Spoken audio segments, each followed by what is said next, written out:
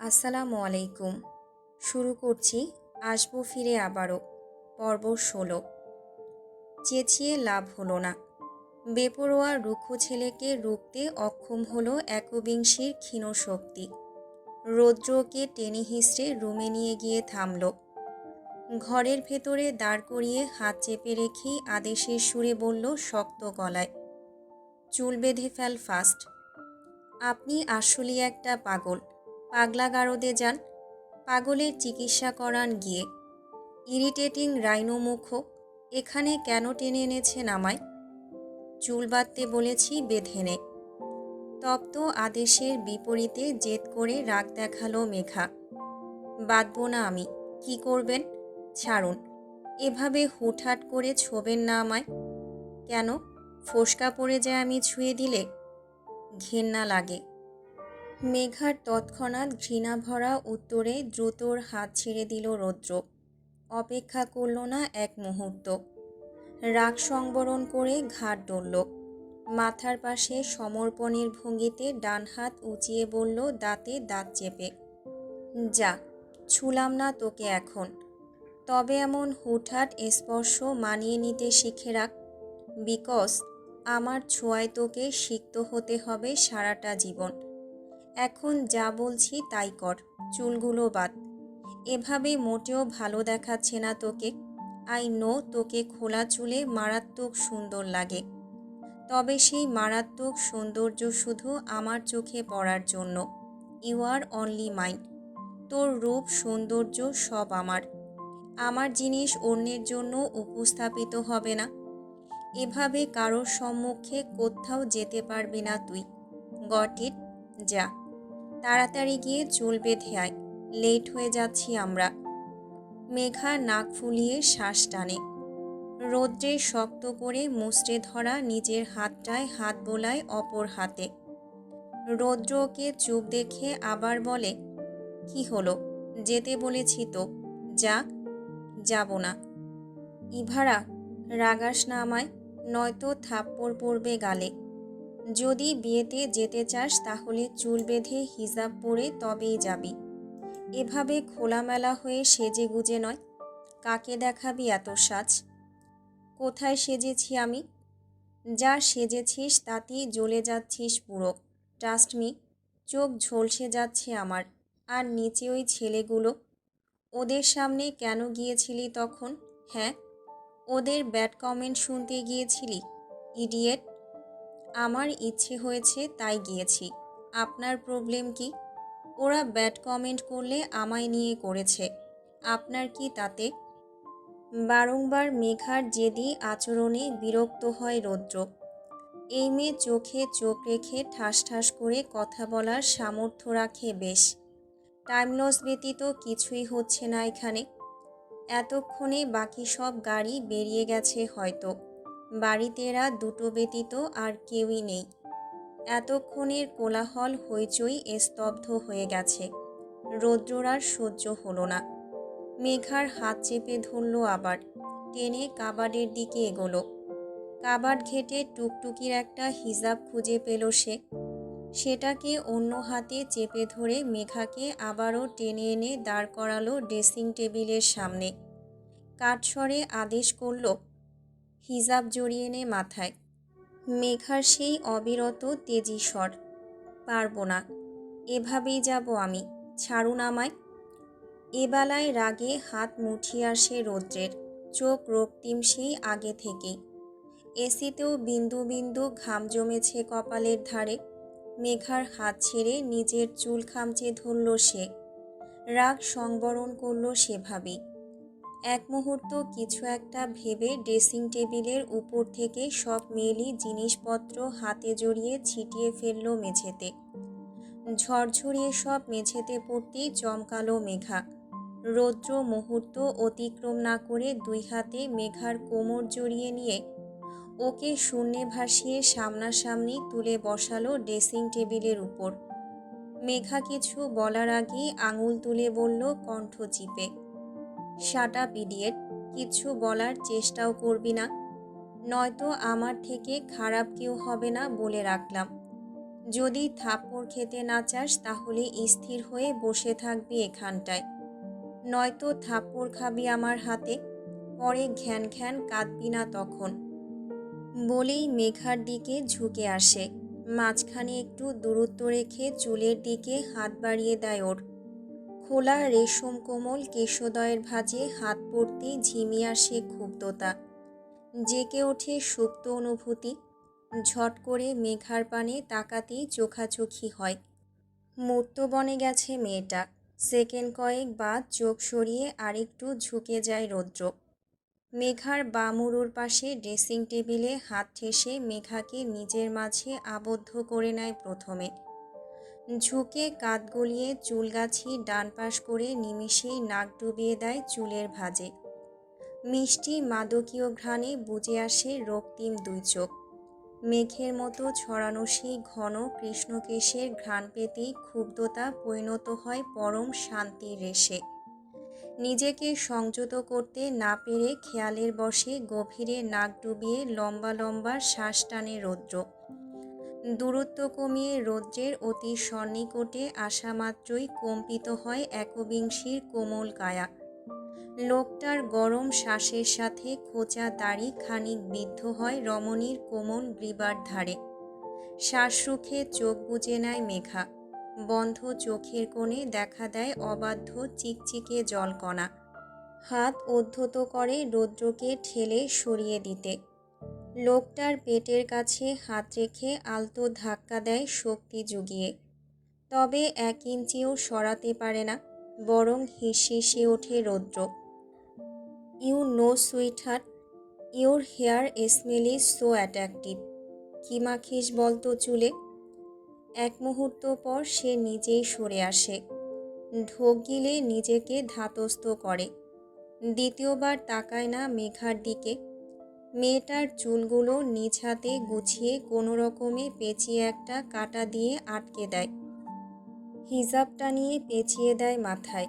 খুঁজে খুঁজে পিন বের করে হিজাবের এক এক কিনারায় আটকে দেয় কোনো রকমে, যাতে পরবর্তীতে খুলে না যায়। খুব পারদর্শী না হলেও বেশ সুন্দর করে প্রথম চেষ্টাতেই হিজাবটা বেঁধে দিতে সক্ষম হলো রৌদ্র। শেষ হতেই বুক ফুলিয়ে দীর্ঘ হাঁপ টানল।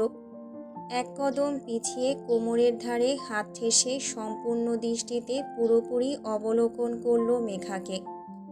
মেয়েটাকে হিজাব পেঁচিয়ে অন্যরকম সুন্দর লাগছে। চোখে ধরছে এটাও।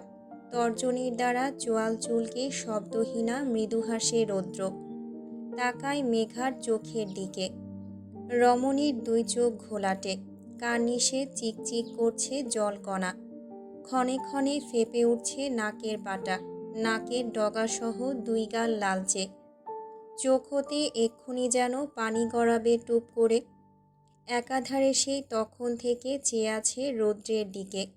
চোখে পানি দেখেও ভ্রুক্ষেপ প্রকাশ করল না রৌদ্র। ওষ্ঠজোড়ার দিকে দৃষ্টি পড়ল এবার। টকটকে গাঢ় লিপস্টিক ঠোঁটজোড়াকে ফুটিয়ে তুলেছে।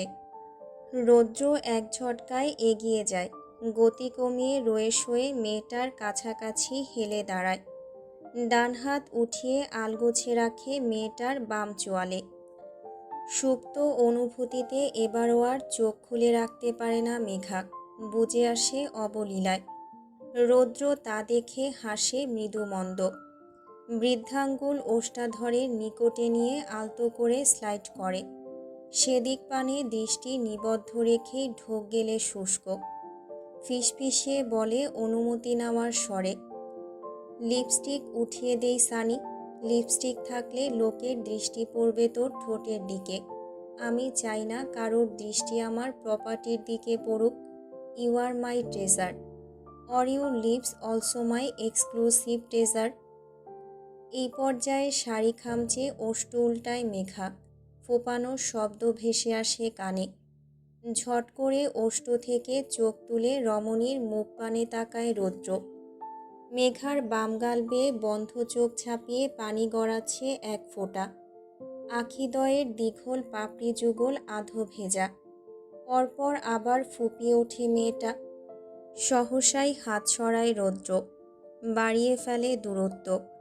চাপা স্বরে বলে কান্নার হেতু আন্দাজ করে, ইডিয়েট, কাঁদবি না একদম।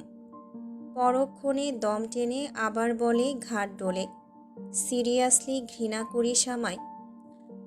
এবেলায় কণ্ঠস্বরের ধাঁচ আন্দাজ করা যায় না। কেমন করুণ শোনালো প্রশ্নটা। ভেজা চোখ জোড়া মিলল মেঘা। চাইল ওষ্ঠপুটে দাঁত চেপে কান্না রোধের চেষ্টা করে। ভেজা চোখ মুছল হাতের উল্টো পিঠে। উত্তরের চেষ্টা না করে লাফিয়ে নামল বসা হতে। চোখ মুছতে মুছতে প্রস্থানের জন্য ছোটার উদ্দেশ্যে পা বাড়াতে গেলে রৌদ্র আকস্মিক বলল একই স্বরে, আর থাকছি না আমি, কাল যাচ্ছি ফিরে। এই এক রাতটুকুই থাকবো শুধু। কাল রাত হতে হতে আমি পগার পার। দেশের গণ্ডির বাইরে চলে যাব একদম। তোর থেকে হাজার হাজার মাইল দূরে চলে যাব। ঘৃণাটুকু গচ্ছিত রাখবি। যদি ফের দেখা হয় তাহলে যেন এভাবেই কাঁদতে পারিস আমায় দেখে, আমার স্পর্শে। সেই কান্না ঘৃণার হোক বা অন্য কিছুর। এর পরবর্তী সাক্ষাতেও তোর চোখে পানি দেখতে চাই আমি। যদি না দেখি তাহলে থাপ্পড় মেরে কাঁদাবো বলে রাখলাম। বাড়িতে কেউ নেই। সবাই মেঘাকে ফেলে রেখেই চলে গেছে।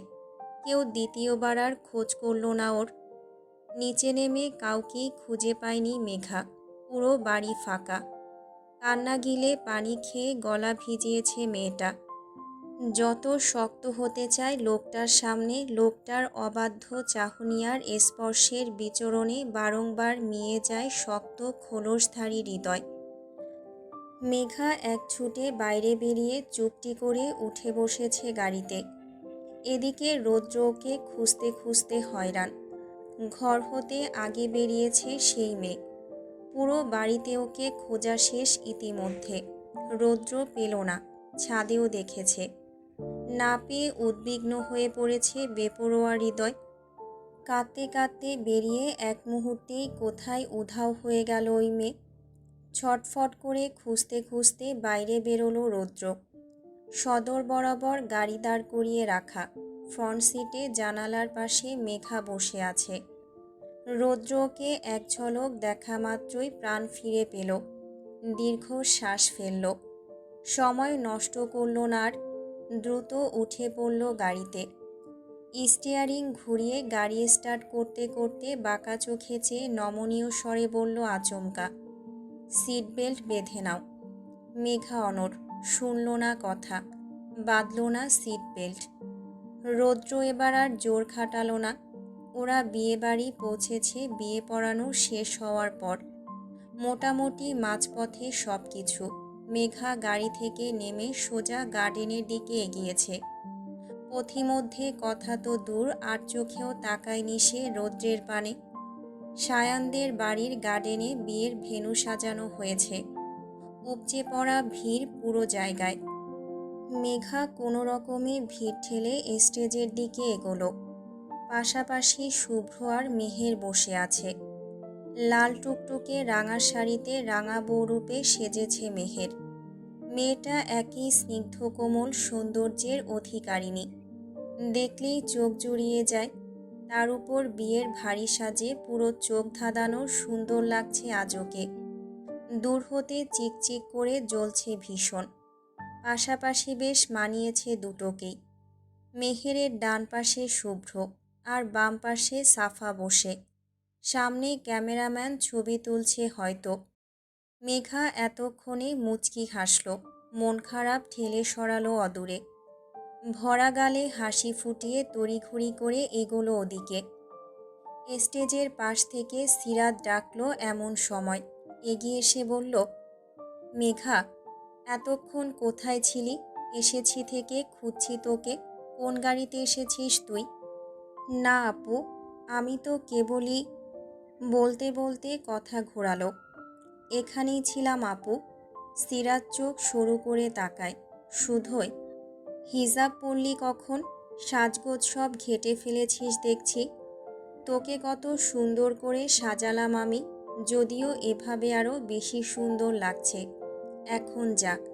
শুভ্র বারবার তোর খোঁজ করছিল। মেঘা স্টেজে উঠল, বসল শুভ্রর অপর পাশে। মেহের বোধহয় কেঁদেছে খানিক আগে, দেখেই বোঝা যাচ্ছে। ওর সাথে টুকটাক কথা বলল মেঘা, তুলল অগণিত ছবি। বিয়ে পড়ানোর পর মেহের এখন পুরোপুরি কাবির পরিবারের সদস্য। পুরো কাবির পরিবার মিলে একটা ফ্যামিলি ফটো তোলা হবে ফ্রেমে বাঁধানোর জন্য। সেই মোতাবেক আদ্র সবাইকে টেনে জড়ো করল স্টেজের উপর। শুভ্র আর মেহেরকে কেন্দ্র করে দাঁড়ালো সকলে। ওরা দুজন বসে। বাড়ির দুই কর্তার গিন্নিদের ছেলে বৌমার দুই পাশে জোর বেঁধে বসানো হলো। বাকিরা সবাই পেছনে দাঁড়ালো সারিবদ্ধভাবে। সিরাত আহিয়ান ওদের দুজনের কোলের মাঝামাঝি রামিসা। মেঘাকে ওদের সাথে টেনে নিয়েছে আদ্র। এই মেয়ে বলে সে নাকি এই পরিবারের সদস্য নয়, তবে ওর কথায় কেউ তোয়াক্কা করলে তবেই তো। সবাই ফ্রেমে যুক্ত হলেও বাদ পড়েছে রৌদ্র। আদ্রকে আশপাশ খুঁজে কোথাও পেল না। অবশেষে নিজেই আসলো সে। আদ্র এগিয়ে গিয়ে বলল, রুডি, ফ্যামিলি ফটো তুলব, চলে আয়। না তাকিয়ে কার জবাব রৌদ্রের। তোদের ফ্যামিলি থেকে আমার অস্তিত্ব 5 বছর আগেই মুছে গেছে। আমি মৃত। কাবির পরিবারের ছোট ছেলে মৃত। মৃতদের ফটো তোলা হয়েছিল কবে? আদ্র ওকে আর নিজে থেকে জোর করল না। সে গিয়ে ইচ্ছাকৃত দাঁড়ালো মেঘার পাশে। কোথা থেকে সায়ান ছুটে আসলো এই পর্যায়ে। ও হ্যালো, আমাকে ছাড়া ফ্যামিলি ফটো তোলা হচ্ছে। আমি কি এই বাড়ির সদস্য নই? আমাকে নেওয়া হবে না এই ফ্রেমে? হাসলেন সকলে। সায়ান এই বাড়ির সদস্যদের থেকে কম কিছু নয়। আহ্লাদ করে ছলে বলে সে দাঁড়ালো সাফার পাশে। ক্যামেরাম্যানকে ইশারা করল ছবি তোলার জন্য। ক্লিক করার আগেই বাধা পড়ল। আকস্মিক স্টেজে উঠে হামলে পড়ল রৌদ্র। আদ্রকে এক মুহূর্তের জন্য মেঘার পাশে সহ্য করতে বড্ড নারাজ তার বেপরোয়া হিংসাত্মক হৃদয়। চোয়াল শক্ত করে মেঘাকে হ্যাঁচকা টানে আদ্রের থেকে দূরে সরালো সে। মুহূর্তেই ফাঁক পেয়ে দাঁড়ালো দুজনার মাঝে। আদ্রকে নিজের ডান পাশে উপেক্ষায় রেখে মেঘাকে দাঁড় করালো বাম পাশে। নিজে চিপকে দাঁড়ালো মেঘার পাশে। ফিক করে হাসলো আদ্র। মেঘা তাকালো ক্ষুব্ধ হয়ে। ক্যামেরা ফোকাসে আছে দেখে বাড়াবাড়ি করল না কেউই। আবার সামনে তাকালো সকলে। ক্যামেরাম্যান প্রথম ক্লিক করার আগেই রৌদ্র আলতো করে নিজের হাতটা বাড়িয়ে রাখল মেঘার পাতলা কোমরের নিকট। সহসা ছলকে কম্পিত হয়ে রৌদ্রের দিকে দৃষ্টি তুলল মেঘা। রৌদ্রও তাই। সেও এক স্থির হয়ে মেঘার দিকে দৃষ্টি নামালো। দুজনার কিয়ৎকালের চোখাচোখির মাঝে ক্যামেরা বন্দি হলো কয়েকটা ছবি। পুরো পরিবার আবদ্ধ হলো এক ফ্রেমে। খাওয়া দাওয়ার পালা মোটামুটি শেষ। মেহেরের বিদায় হবে ক্ষণিকের মধ্যে। এখন থেকেই কেঁদে কেটে হয়রান নমনীয় মেয়েটা। বারবার নাক টেনে ফুপিয়ে উঠছে। চোখ মুছে নিচ্ছে ক্ষণে ক্ষণে। এখনও বর্বউ দুজনায় পাশাপাশি বসে। সাফার মেঘা মিলে কোথা থেকে একটা বড়সড় গোল মিরর নিয়ে আসলো। মিররের ধার ঘেঁষে কাঁচা ফুল ডিজাইন করা। মেহের আর শুভ্রর মাথার উপর দিয়ে পাতলা ওড়না ধরা হলো দুজনকে ঢেকে ফেলে। মেঘার সাফা দুজনায় বসলো ওদের দুটোর সামন বরাবর পায়ের কাছে। প্রথমেই মিররটা শুভ্রর হাতে ধরিয়ে দেওয়া হলো। দর্পণ বাঁকা করে মেহেরের মুখশ্রী প্রতিবিম্বে ভাসিয়ে শুভ্রকে জিজ্ঞেস করল মেঘা, আচ্ছা ভাইয়া, বলো তো আয়নাতে কাকে দেখতে পারছ? কাকে দেখা যায় আয়নাতে? আয়নাতে গাঢ় দৃষ্টি নিবদ্ধ করল শুভ্র। মেহেরের আধো ভেজা চোখজোড়া সমেত মেয়েটার পুরো নাজুক চেহারা মন ভরে খুঁটিয়ে দেখল এতক্ষণে। এতটা সময় ধরে এত মানুষের ভিড়ে জড়তায় পুরোপুরি দৃষ্টিতে ঠিকভাবে তাকাতে অবধি পারেনি মেয়েটার দিকে। মন ভরে দেখা শেষে হাঁপ ছাড়ল নিঃশব্দে। মৃদু হাসল। মেঘার প্রশ্নের উত্তর করল গা ছাড়া ভাবে। একটা গাধাকে দেখতে পাচ্ছি। অমনি ওষ্ঠ উল্টায় মেহের। কাদো কাদো মুখখানা চুপসে যায় আরও। এই লোক সবসময় ওকে গাধা বলে, তাই বলে এখনও বলবে? একেই কান্না পাচ্ছে ওর, তার উপর এতগুলো মানুষের সামনে ওকে আরও বেশি লজ্জিত করছে শুভ্র। শুভ্রর রসিকতা বুঝে সবাই ফিকে হাসল। সাফা ঝেড়ে বলল, ভাইয়া, একদম ভুলভাল তকমা দেবে না আমার ভাবিকে। Be serious. বলো কি কি দেখতে পাচ্ছ মিররে? শুভ্র চোখ সরু করে বলা শুরু করল, একটা গাধার বাম চোখের কার্নিশে এক ফোঁটা পানি চিকচিক করছে, আর ডান চোখের কার্নিশের পানি মুছতে গিয়ে কাজল ঘেটে ফেলেছে সেই গাধাটা। মাথার টিকলি উল্টে গেছে, সেটাও ঠিক করছে না সেই বেখেয়ালি গাধা। মাথার ঘোমটা পিছিয়ে গেছে একটু। আপাতত এসবই দেখতে পাচ্ছি। আর হ্যাঁ, সেই গাধাটা এখন আমার দিকেই ড্যাব ড্যাব করে চেয়ে আছে। এবার আশপাশ থেকে সশব্দে হাসির শব্দ শোনা গেল। শুভ্র কথা শেষ করেই ঠোঁট কামড়ে হেসে উঠল খানিক। পাশ ফিরে মেহেরের দিকে তাকিয়ে ভ্রু নাচালো। বলল, কিরে, ঠিক বললাম তো? গাধা। সায়ান শুভ্রের বাহুতে আলতো আঘাত করে বলে, আমার বোনকে গাধা বলার দুঃসাহস কে দিয়েছে তোকে? ঠিকঠাক কমপ্লিমেন্ট দে। কেমন লাগছে আমার বোনকে? শুভ্র সিরিয়াস হয় এবার। আবার তাকায় আয়নার দিকে। ততক্ষণে মেহের চোখ নামিয়ে নিয়েছে। এবার এই লজ্জাবতীকে দেখে মৃদুস্বরে বলে, সুন্দরীর প্রশংসা করতে নেই। যে শব্দেই প্রশংসা করা হোক না কেন, সুন্দরের সৌন্দর্য তুলে ধরে বর্ণনায় বোঝানো যায় না কাউকে।